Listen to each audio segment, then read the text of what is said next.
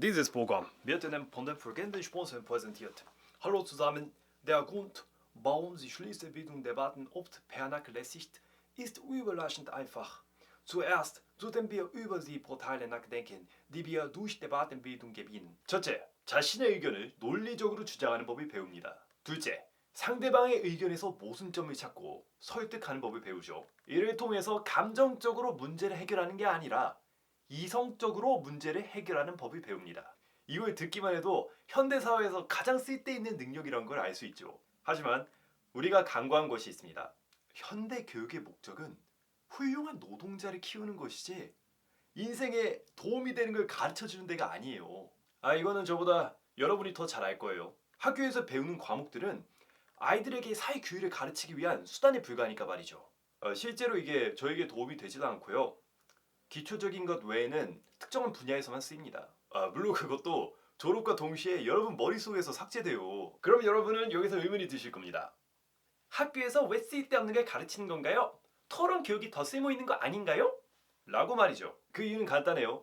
학교에서 하는 교육은 아이들이 나중에 사회에 나갔을 때 회사에 잘 적응할 수 있도록 하는 교육이기 때문이에요. 이 국가라는 건 말이죠. 거대한 회사와 같습니다. 국민의 세금으로 운영되죠. 그렇기 때문에 정부는 교육을 통해 노동에 적합한 인재를 키워내려고 노력합니다. 그래야지 나중에 세금 더 많이 걷어들일 거 아니에요. 이건 일종의 투자라고요. 실제 회사 생활은 학교 생활과 비슷합니다. 이게 비유를 하자면 학교에서 선생님 수업을 듣고 시험을 보는 반면 회사에서는 상사에게 업무 지시를 듣고 프로젝트를 수행합니다. 이렇게 현대 교육을 통해서 간접적으로 학생들은 회사가 돌아가는 메커니즘을 알게 되는 거죠. 그러기에 시험 문제도 항상 답이 정해져 있고 암기 위주이며 어마어마한 논리력을 요구합니다. 그렇다고 학교에서 배우는 게 쓸모 없다는 게 절대 아니에요. 수학 같은 경우에는 추리력, 논리력을 키워서 업무 효율을 높입니다. 과학이나 역사 같은 과목은 주어진 전제를 기반으로 분석하는 능력이 키워지죠. 한마디로 이런 과목은 여러분이 사회에 나가기 전에 업무 능력이 향상시켜주는 매개체입니다. 물론 이런 교육이 학생들의 창의성을 억압한다는 의견도 있습니다. 그건 사실이에요. 슬프지만은 창의성을 억제시키는 것도 현대 교육의 목표입니다. 이 교육의 목적이란 건 말이죠. 시대에 따라서 계속 바뀌어 왔습니다. 과거의 교육은 종교를 중심으로 돌아갔죠. 심지어 최초의 대학교는 교회였습니다. 그 당시 세상의 모든 이치를 설명하는 게 성경 기반이었으니까요. 과학, 윤리, 문화, 예술 이런 거 배우려면은 일단 교회 가야 했어요. 19세기에 와서는요. 글을 읽을 수만 있으면 그 지식인으로 부였고요. 그리고 곱셈, 나눗셈 이런 거 할 수 있잖아요. 그럼 천재로 추앙받았습니다. 근데 이게 슬프지만 대부분의 평민들은 걷기 시작하는 순간 밭에 나가서 농사를 지어야만 했습니다. 이런 부당한 현실은 말이죠. 기술이 발전하고 생활이 윤택해지면서 점점 좋게 바뀌게 됩니다. 왜냐? 이제 육체 노동만으로는 더 이상 국가의 미래가 없다는 걸 안 겁니다. 국가도 그걸 깨달은 거죠. 그로 인해서 아동 노동은 금지되었고요. 교육의 기회는 점점점 확대되었습니다. 학교라는 공간은 귀족들의 사교 클럽에서 일반인들을 계몽시키기 위한 공간으로 바뀌었습니다. 바로 표면적으로는 사회성, 전문 지식을 가르치는 기관, 하지만 궁극적으로는 훌륭한 노동자를 양성하기 위한 기관으로 바뀐 거죠. 한마디로 엘리트층의 사교, 학식을 나누던 공간이 일반인들에게도 확대된 겁니다. 결국 시대가 바뀌면서 교육의 목적도 바뀌게 된 거죠. 종교에서 사교, 사교에서 노동으로 바뀌게 된 겁니다. 두뇌 회전이 빠르신 분들은 아실 거예요. 이 교육이란 것은 말이죠. 사회 수요에 따라서 계속해서 바뀝니다. 그러니까 현재 학교에서 창의적 교육이나 토론 교육을 등한시하는 것도 너무나도 당연한 거죠.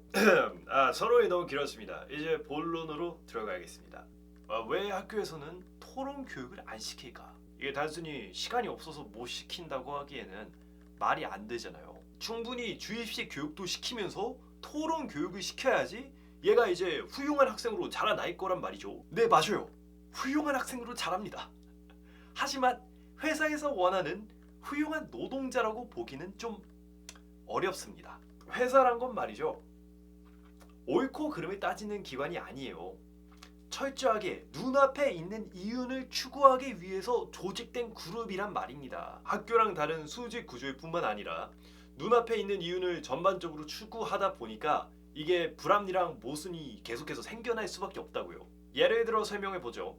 당신은 신입 사원이고 이번 주에 직장 동료랑 같이 주 52시간을 근무했습니다. 이건 엄연히 노동법에 위반되는 행위지만 프로젝트가 얼마 남지 않았기 때문에 당신의 상사는 추가 근무를 요구합니다. 이에 당신은 어떻게 하시겠습니까?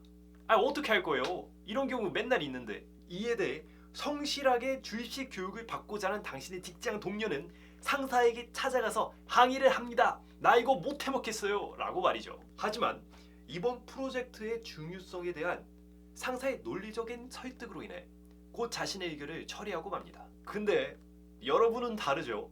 어릴 때부터 창의적, 논리적, 토론 교육을 받고 자란 사람입니다. 당신은 자리로 돌아가 법적 근거와 왜 노동법이 우선시 되어야 하는지에 대한 글을 작성한 후에 상사 앞으로 가 반박할 준비를 합니다. 그 결과 당신은 모든 사람들이 납득할 만한 논리를 가지고 상사를 설득하게 됩니다.